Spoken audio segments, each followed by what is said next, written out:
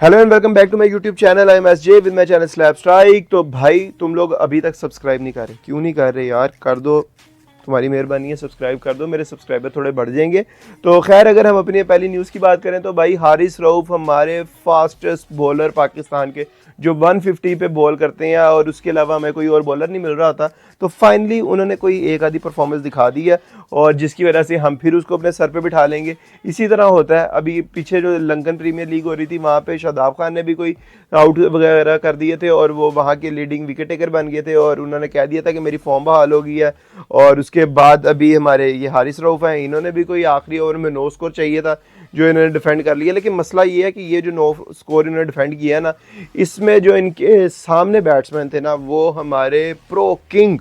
Cricket के इमाद वसीम थे, जिन्होंने हमें माशाल्लाह से इंडिया का मैच में जो इस तरह की उन्होंने परफॉर्मेंस दी थी, वो किंग थे और वो बैटिंग कर रहे थे और सिर्फ 9 स्कोर चाहिए था 5 बॉलों के ऊपर और उन्होंने वो नहीं किया और पहली बॉल पे ही आउट होके पूरी टीम को नीचे लगा के वो बाहर चले गए और हमारे हारिस रऊफ को हमारे सर पे फिर सवार कर गए। अब वो इसी परफॉर्मेंस की वजह से कहेंगे कि मेरी भी फॉर्म बहाल होगी हुई या मैं भी वापस आना चाहता हूँ, वो मेरे बैट जो सी अलग चल रही थी और मैं ज़रा आउट ऑफ टच था, तो जिसकी वजह से मेरे से खेला नहीं जा रहा था। हालांकि यही हारिस रऊफ है जो कुछ टाइम पहले, अभी ज़्यादा टाइम नहीं गुजरा, अभी कुछ बल्कि दिन पहले इन्होंने यूएसए की लीग खेली और यूएसए की लीग के अंदर इनको लास्ट ओवर में डिफेंड करने के लिए कोई 19-20 स्कोर चाहिए था और 19-20 स्कोर के अंदर इन्होंने भाईजान ने क्या किया, 16 स्कोर खा के वो मैच जीत लिया। और 16 स्कोर खाने के बाद भी, वो भी यूएसए के बैट्समैन से और वो भी उनके लोअर ऑर्डर के बैट्समैन से, वो स्कोर 16 स्कोर खाने के बाद जीतोगे 3 स्कोर से, लेकिन वो उसके बाद ऐसे एग्रेशन शो कर रहे थे कि पता नहीं उन्होंने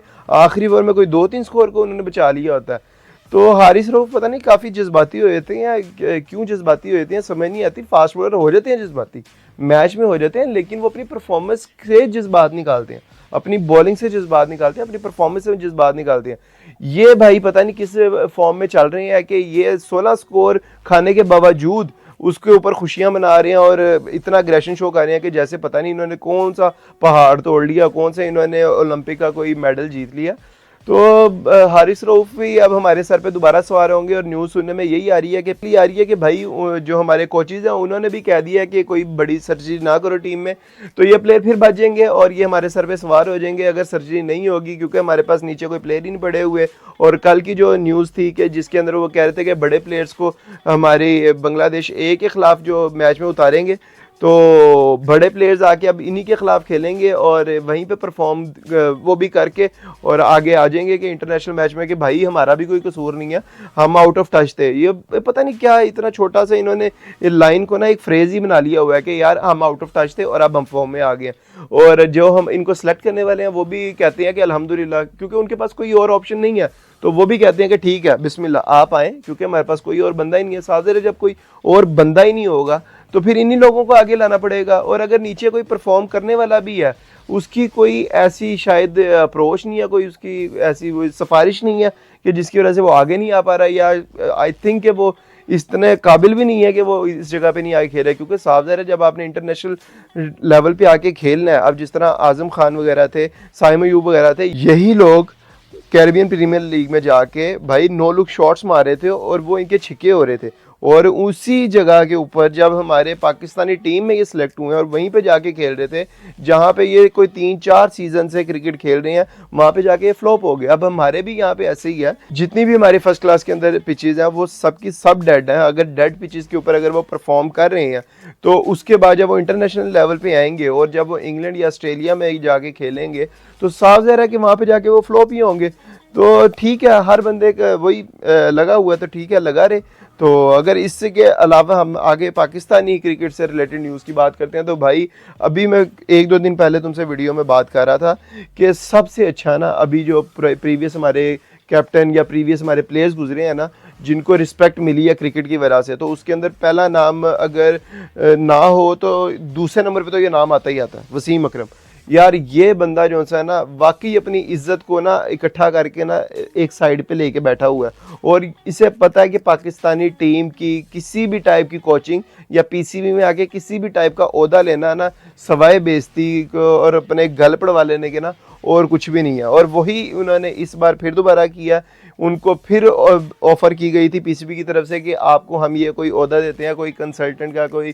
किसी भी इस तरह की कोई न्यूज़ आई है कि उनको कोई मिलना था ओहदा, लेकिन भाई उन्होंने स्ट्रेट अवे इनकार कर दिया। उन्होंने कहा भाई ये ओहदा आप रखो अपने पास, मुझे मेरी इज़्ज़त इस ओहदे से ज़्यादा प्यारी है। मैं यहाँ पे आके इनकी कोचिंग या कोई भी कंसल्टेंसी मैं पाकिस्तानी टीम की नहीं कर सकता। और कुछ अर्से पहले ये टीवी के ऊपर बैठ के ये कह भी रहे थे कि यार दुनिया इनको एक फास्ट बॉलर स्विंग सुल्तान के नाम से जानती है, हर बंदा इनकी रिस्पेक्ट करता है सवाए पाकिस्तानियों के, और पाकिस्तानी इनको सवाए फिक्सर के और कुछ कहते ही नहीं है। ठीक है, जो भी पास में हुआ होगा, अगर हमने अपनी आंखों से नहीं देखा या हमें उसके कोई ठोस शवाहिद नहीं भी है हमारे पास, या हमारे पास कोई इस तरह के एविडेंस कुछ भी नहीं है, तो भाई नहीं बनता किसी के ऊपर कोई भी इल्ज़ाम लगाने का। पाकिस्तानी जो से है ना, वो एक इनका माइंड सेट हो गया हुआ है, जिसके बारे में भी ये माइंड सेट कर लेना तो वो जल्दी करके वो चेंज नहीं करते। तो यही है, वसीम अकरम को भी अगर दुनिया में इतनी रिस्पेक्ट मिली हुई है, तो पाकिस्तानी अगर उनको समझते हैं कि वो फिक्सर थे या उन्होंने ये काम किए हुए हैं, तो इनका भी माइंड जल्दी करके चेंज होने वाला नहीं है। और वसीम अकरम साहब बिल्कुल ठीक कर रहे हैं,